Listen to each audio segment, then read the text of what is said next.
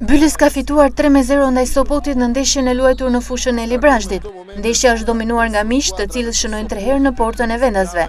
Pas kësaj fitoreje, Bylis forcon pozitat në vendin e dytë me 35 pikë në grupin B të kategorisë së parë. Pjesa e parë mbyllet me rezultatin 0-0. Vlen për të theksuar një gol i anulluar për Sopotin, kur Peçi ishte në pozicion jashtëloje dhe 2 raste të Izuçukut. Futbollisti nigerian gjuan me kokë brenda zonës, por topi përfundon jashtë kuadratit. Në pjesën e dytë, Bylis arrin të konkretizojë në minutën e 56.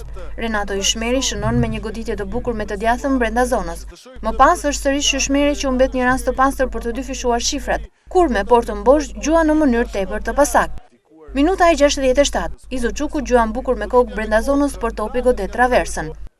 Minutat e fundit të takimit dhurojnë emocione. Është Aldo Mitre që shënon duke e quar në 0-2 për Bylisin rezultatin e takimit.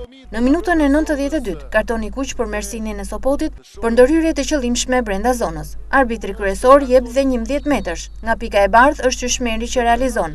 Me fitoren 0-3 të Bylisit, ndaj Sopotit, mbyllet sfida e luajtur të premten dhe transmetuar drejt për drejt nga rrjeti i radio televizionit shqiptar.